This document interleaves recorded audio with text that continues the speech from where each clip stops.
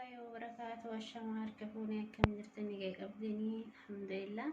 الرأس كيف تكون قبل تيسني دفعي كيف خاروت وجتو ديما إن شاء الله. وانت باتسني خاروت هركان بوجه قروا أست اللي هركان هوفي قروا أست اللي دكتشون هدا خاروت أفبرا قبا خاروت حبا سري بوردا يودي قولي تي حباشن سكر كوباية لما أفبرا قبا كوباية لما تقولي كل لما أفبرا قبا vanilya fal'aanaa tokko, baking powder fal'aanaa tokko, qirfaa daakama fal'aanaa tokko, zayitii kubbaayyaa takka nuuf biraa qaba fi karboonat isa keekaa kana fal'aanaa tokko itti fayyadama. Kanneen fayyadama boodarrallee wanti fayyadamu ni jira. Walumaan haada wannu waliinaa turreera.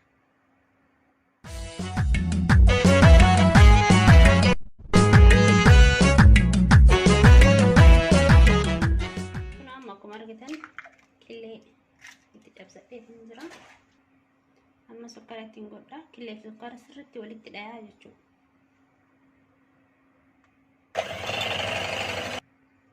Amma zayita itti godha.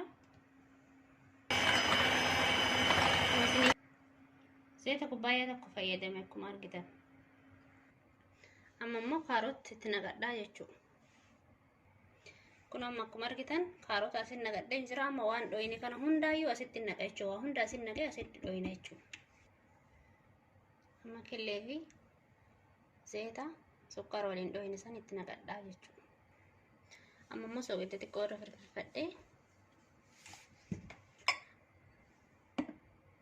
baking powder, qirfaa daakamaa fal'aanaa takka, vanilya,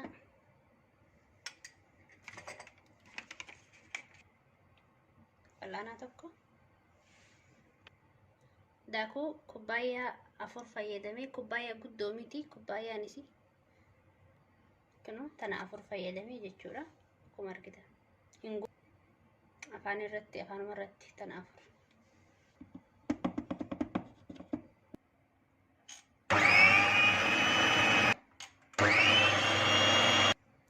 Akkuma argitan hunda isaatu waliin dhahee jira.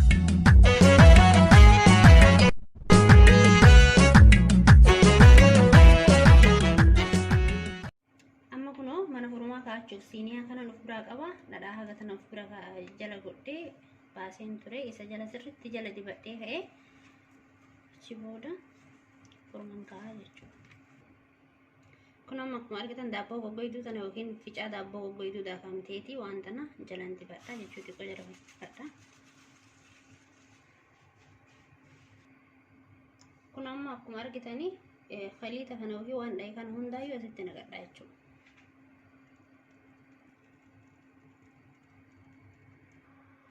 Amma mana furumaan kaa'adha. Kun furumni kiyya ho'een jira. Kun 170 irratti ho'ifadhe.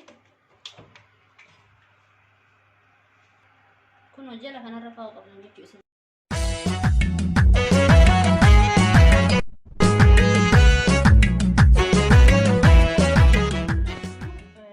Waan gubbarra dibadhuudha jechuu fi ustii kana yookiin jibinaa kanaa fi sukkaara daakamaa caayisaa fal'aanaa 3 fi vanilyaa fal'aanaa tokko guddaa biraa qaba. Kanneen walitti dhayaa jechuudha. Fireeshii isaati kunu ustii kana jechuudha.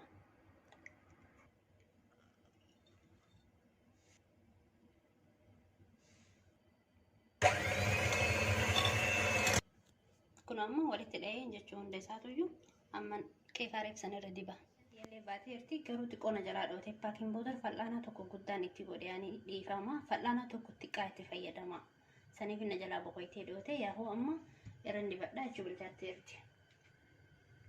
Kun daawwattoota keenyaa keekan teenya xumuramtee jirti. Kireema dhaheessanillee gubbarra dibadheetiin jira akkuma argitanii. Amma immoo yoo mureetiin isin argisiisa.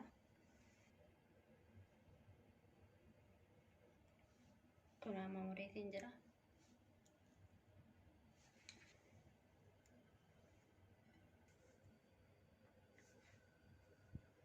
Keenya xumuramee jira. Keekan keenyallee akkuma argitanii muree keessa isallee isin argisiiseen jira. Akkuma argitan kunoo lallaafadha hedduu takka lallaafadha hedduu isinitti tola jedhee abdiin qaba inshallah. Arraf viidiyoo kiyya kanuma irratti xumuradheen jira. Viidiyoo biraatii walitti deebinutti nagaannaa tura. Hedduu takka galatoomaa. Subscribe, like, share naa godha. Galatoomaa viidiyoo biraa qabannee walitti deebinutti nagaannaa tura.